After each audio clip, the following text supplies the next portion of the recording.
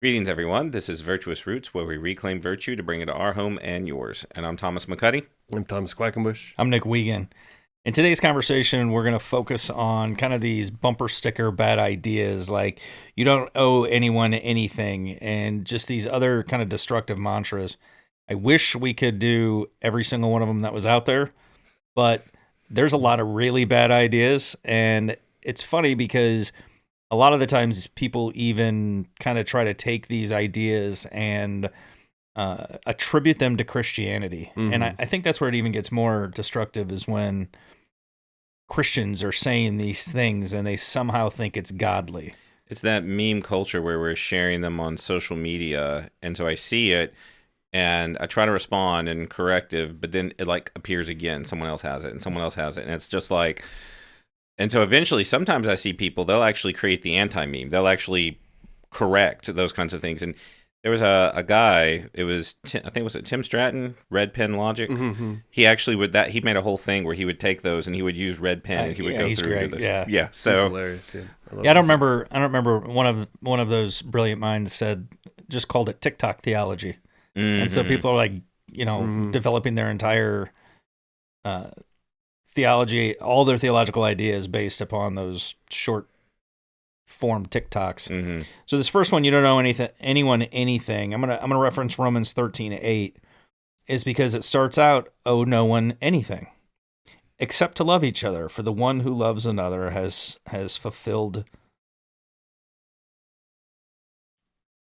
the law. I couldn't read my writing. I apologize. I'm gonna try that again. Romans 13:8. Owe no one anything except to love each other. For the one who loves another has fulfilled the law. So we take this, oh, no one anything, and then kind of as Christians, if we just stop there, wow, man, that's actually kind of a, an easier way to live if I don't owe anyone anything. But the whole concept of justice is giving to others what is due, what is owed to them. Right. So it actually, it's one of those things, like if you just say it in general, it's almost like a proverb. It's like, okay, I can see instances where this applies, where you do not owe this person anything, like right. in terms of what they're wanting, in terms of, what's being demanded of you. You can look at somebody and say, you don't owe them. But I think when we take that and try to make that like a blanket statement, and you don't ever owe anyone at all anything, we are completely antithetical to what Christianity is. I mean, it's against everything that Christ taught, right? Yeah. I mean, we have, if they, if they slap your left cheek, give them the right. I mean, there's so many different ways where Christ, because this particular one is you don't owe them anything but love. But oh man, that's a lot. Like to love someone and everything that they need, that's a lot to owe. But then you've got John in his epistles. He talks about, you say, you're supposed to love and show love. That's going to involve meeting needs. That's not going to be like, oh, I will pray for you, but they have a need and you don't meet that. Right. And so I think this is why when we talk about the virtues, the virtue of prudence comes into play, because you have to know how to do the right thing at the right time, the right way. And so to just live by these mantras, and one like that, is to sacrifice prudence, is to say, I'm not even going to try to weigh a situation. I'm just going to blanket apply this idea. And it's bumping up against Scripture.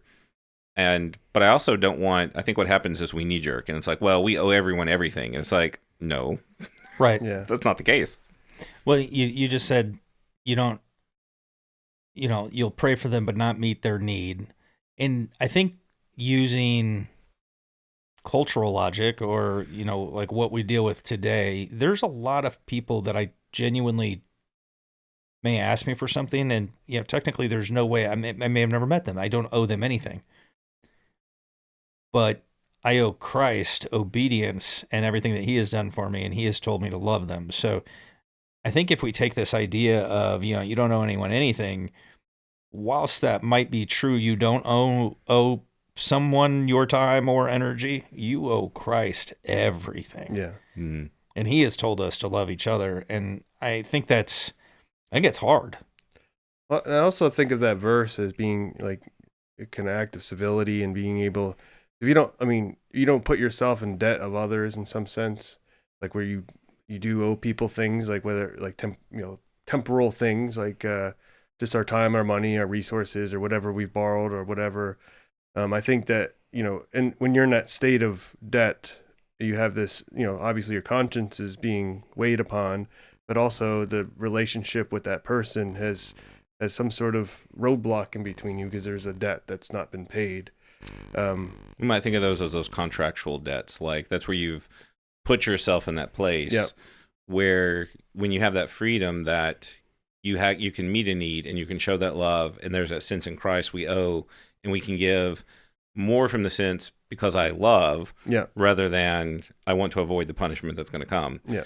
But I think when we begin talking about these ideas, and to use as an example, one that I remember I used as a child, I've for whatever reason I thought it was a good idea that when my parents, for example, wanted me to clean my room, I said, I don't have to do what you say because this is a free country. Oh, yes. That's good. Yes, that went as well as you think it did.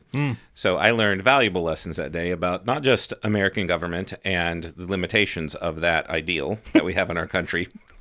I was misusing that idea, and I think in my childish ways, it's because I was selfish. I didn't want to do this thing. Right. So I think that's why these mantras have a power and why they're so utilized in social media. It taps into something we're wanting. It hits some of our vices. That sure. I mean, like, who doesn't want to live the most selfish life you can possibly live, not worrying about anyone else, and only chasing your desires, chasing the pleasure and fleeing the pain. I mean, who doesn't, like, what flesh does not truly want that hedonistic lifestyle? Now, there might be some people out there that's like, oh, not me. No, but I think if you truly thought about what your flesh desires, that's what it wants. That's why there's such a battle between the spirit and the flesh. And with that little bit of truth that is smuggled in with these bumper sticker ideas, that's why when you hear it and you think on that, I don't owe anyone anything, for a fact in your heart, you do not owe everything to everyone, and there's lots of people you don't owe, but let me grab onto that, and then in many ways what we're doing is we're abusing the idea, and it's motivated from that place of where I like it, I'll share it, and I think that's why I react. I did a whole thing when I was a youth pastor, like going through those memes when they first came out. Okay, it's unfortunate that I'm able to talk about when memes first came out and when social media first came out. Yes, I recognize that. When I start measuring things in decades, I realize I've reached a new level. It's time to quit. Yes. Just cash it in. Yep.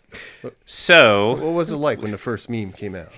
Okay, for those that are listening, I just want you to understand, Nick and I are only a few months apart in age, to be clear. So, and you are older, but when I was doing this and I was sharing and pulling these, it was fascinating because I just get upset that I look at this, and I think again we latch on and just unthinkingly start to share, and I'm like, let's break the logic down. Like this, let's really think about what we're saying, and we don't tend to do that. And again, in social media, you might even share it not realizing the implications. Like if somebody grabs just that idea without context, that's what it is. The memes offer no context. So you have this idea, and in some ways, I say we abuse it. It may not be. There's just not enough context around. We have to supply that. Well, I think even in other ways, some of the context that's given with it is who shares it. I know there's certain people who, might be theologically shallow, but to the people around them, they might be the most spiritual person anybody knows, and so it has that kind of spiritual guise. So if you share it, then everybody's going to think, well, that must be what this Christianity thing is all about, and wow, how shallow would that become? And then in turn, how shallow does the faith become? How shallow does the home become? How shallow do you become? Is like, I mean, there's a lot that goes that can kind of tumble downhill from not understanding these ideas.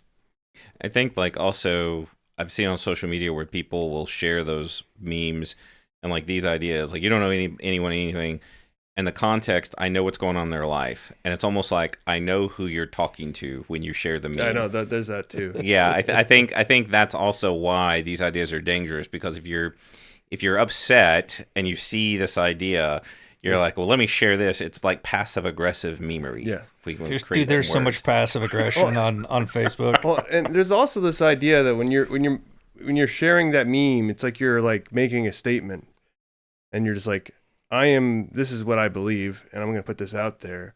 And it's almost like, because if you have to make that statement, it means that you have this sense where you know that you owe people things, something, whether, deep down, but I'm going to make this proclamation saying that I don't, so that I can alleviate myself from any responsibility and not really have to think about my neighbor. Like as a Christian, that's our concern. He said to love our neighbors as ourselves. Who are our neighbors? Anybody we encounter. That becomes our neighbor as we act neighborly towards them, which is an act of justice. That's a scary thought in the sense of social media, that all the people we come in contact with, and you think like all the people, like if you've got a large group of people you're interconnected with, and even if you don't really know them, because I get asked that question, do you know everybody who's on your friend list? Well, the answer is no, because I have all these interconnections. And you think when you post, you've just potentially interacted with hundreds, thousands of people. But you have like 5,000 people just on the Facebook. And to think of it that way, these are your neighbors. Are you loving them? Or I saw this one video where they took people and they just put them in a room and they're just randomly shouting things, just randomly holding up pictures of their food. And like, if social media was in the real, like, is this what we're doing? And so these little phrases. Well, it leads me into my next one, but if they don't like it, that's their problem. Is that the next one? That's my next one I have on my list. If they don't like it, that's their problem. Like, there's this element that we have lived, we live in such a way where we think that we've earned the right to say what we want, do what we want, act how we want, and if they don't like it, that's on them, not me. Until somebody owes them a debt. Right. And then all of a sudden becomes, And what I tried to do is I tried to find a scripture that like can pull from these. And so with this one, I'm gonna read it, not in my handwriting this time. Matthew 5:11 through 12. It says, "Blessed are you when others revile you and persecute you and utter all kinds of evil against you falsely on my account. Rejoice and be glad, for your reward is great in heaven. For so they persecuted the prophets who were before you." Well, yeah, I mean, if they don't like it because you're preaching the truth, that is their problem. Mm-hmm. Yeah. But if they don't like what you say because you're being a jerk, that's absolutely on you. Yeah. So what is it's where we begin to ask the question, like in terms of the virtue, where's the line between the righteous display and the jerkiness? And I think that's a big part, as like, I try to explain that with my kids. I try to give them those real examples, like, this went too far over here, this is over here, and we don't really have a formula. And I think that's why everything we're talking about is going to be coming back to prudence. How do we know how to do these kinds of things? And to utter that, to say that in the right time, in the right context. Because there is that element, if I think pastors can be bad for this, because I think sometimes we do this in sermons where it's like, well, this is just the truth. You don't like it, too bad. And there's actually, it goes back to the virtue of honesty. We owe people the truth. So going back, we owe people the truth. But this tactlessness is the vice where we are honest to an excess, honest to an extreme, that we didn't have to say that. We didn't have to say it that way. Even though it's true, we've not committed any kind of falsehood. If you lack honesty, that's where you get into falsehood, deception, lies. But to be overly honest, to take this good thing and to use that truth like the sledgehammer, to throw those out and not care at all about what people feel. We should care, even though there's truth that hurts and there's truth that needs to be heard. We should still, like, I still care, like, if I discipline my children and I hurt their feelings or, they're suffering, I still care, but I also care about correcting them more than this temporary pain. It seems like it's like you can say the truth in the flesh, so you can actually say what's true, but be in the flesh. And I think that's where you're, even like Job's friends, you can, when they were quiet and they were just sitting there with him, they were doing the right thing. But when they started opening their mouth and started trying to figure out why he's suffering, I mean, we do that all the time. And yeah, but if you speak truth in the spirit, you might hold your tongue until the right time and until the right moment where it's appropriate. Like you got to say this thing or you have to do this, but sometimes at that moment it might not be. And I think part of prudence is also having that restraint and having, before you react and trust what you're feeling and following your heart, as we'll get to that, you pump the brakes a little bit, and then you allow the spirit to kind of dictate when it's appropriate for you to say that truth, if you're saying the truth at all, It goes back to a quote that it's one of my favorite quotes, but I cannot actually figure out who actually said it first. It's been attributed to a bunch of people, but love without truth is brutality. Mm-hmm. Truth without love is hypocrisy. Mm-hmm. Nope. Truth without love is brutality. Love without truth is hypocrisy. Let me make sure I get that right. Please. Yeah. Yes. Yeah. A big difference. Big difference. Were you there when they said that the first time? Well, no, but that was definitely Thomas was there when it was first said. Because he's old and he says old people things. So, like counting in decades. But the next one, the next TikTok theology or bumper sticker theology, depending on what century you were born in, is you are enough and just believe in yourself. Like, you are enough. Man, that makes you feel good if somebody says that to you. But if you really start to reflect on that, wow.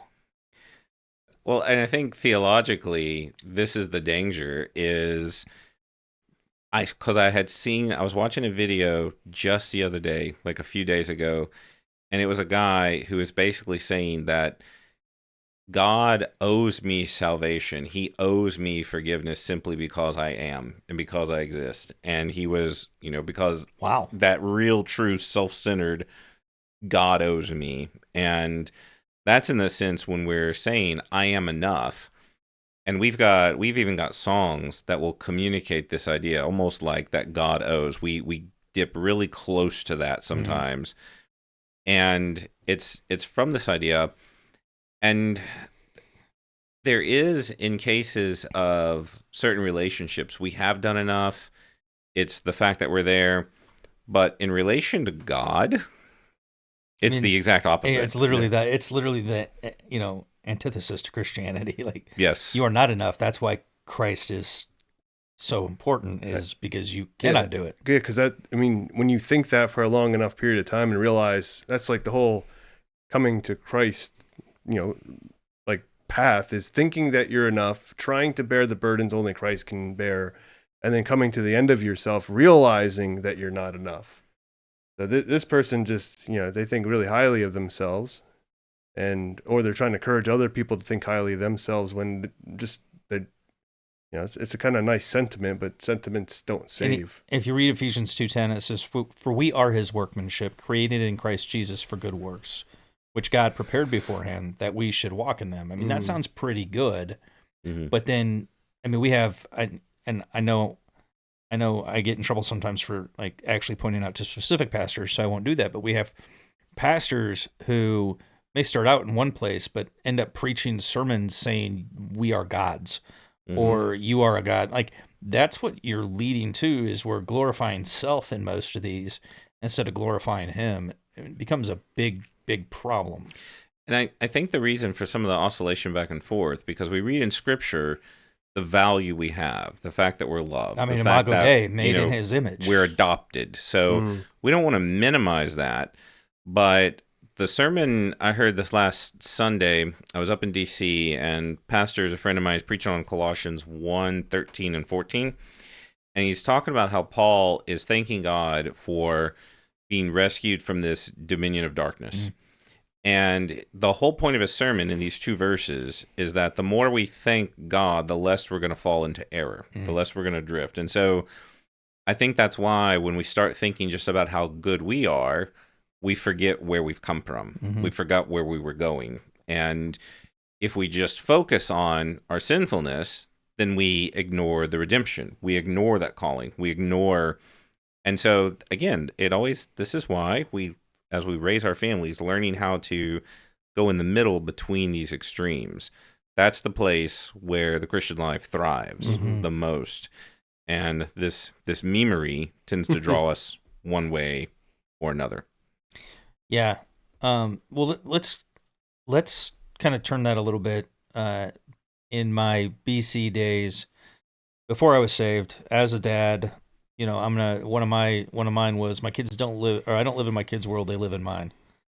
And I look back on that idea and the destruction that could have caused if I wouldn't have found Christ, right? In making either myself the center of the universe or them the center of the universe, and completely dismissing the fact that it's God's and it's all His. And I think when we take any of these ideas and we move them into our homes, into our families, we're just dismissing Jesus's role in everything.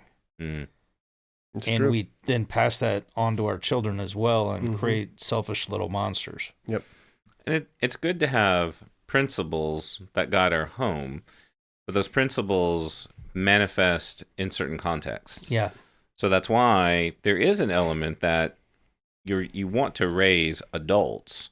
So if you completely lower to the child, and that's the world you live in, and we operate that way, then they're never going to grow up. Right. And so the same way that if we take these bumper sticker ideas and we just use that as a formula rather than the principle that should be appropriately applied, I think that's why I think it's also good, especially as our kids are getting older and they hear these things or they say these things. Because one of my children, lo and behold, made the comment about it being a free country one time, and I was ready. So instead of freaking out, I just very calmly, I remember saying this. Let me share with you some of the knowledge I gained and why this is wrong. Let me balance that and explain the depth of what you've said and the truth. And they received it. They were like, oh, okay. And that was a much more pleasant experience than what I went through. But they definitely won't be using that as an example in a talk like this one day, because they won't have that ingrained in their brain the way you do. Oh, they have others. They have others. I think kind of, I just want to make sure that we're not missing it. This is recapturing virtue, right? And I think the main virtue that we're talking about is prudence, is this idea of using wisdom as when we hear these ideas, because some of them sound good. Some of them, if we grew up in church, which I did not, but if we grew up in church, there are people who have heard some of these ideas their entire childhood, so they think that some of these ideas are biblical, because they've never actually thought through them or applied any type of effort or energy to studying them. And so I think the main virtue that we're talking about is prudence and being very careful with, just kind of what we accept at face value. And I think that's where it's a practice. And that's what, again, I encourage moms and dads who are going through this, and maybe the child has said something and then you react badly. It's like, oh no, and you blow up. I encourage people, go back, if you do something wrong, apologize. I blew up. Okay. But to be able to talk through it and help the kids think through it. It's one of the greatest gifts that you can give, so that as social media continues to grow, because it's not getting smaller. No. They're coming out with new things, new ways. They have them in glasses now. So I think that's been around for a while. I think I just dated myself. It has been around for a while. No, you're done. So when we have it like there on our faces, it's only going to continue to get worse in terms of the saturation, especially with these newfangled phones that we have carrying around where we can see it back all. in my day. And that is why it is so important to practice this, begin now, and as the social media continues to grow, our children will not be absorbed. All right. Well, gentlemen, I appreciate the conversation as always. You can find us on familiesofvirtue.com, and our podcast Virtuous Roots is on all major streaming platforms. Be blessed, and we will talk to you next time.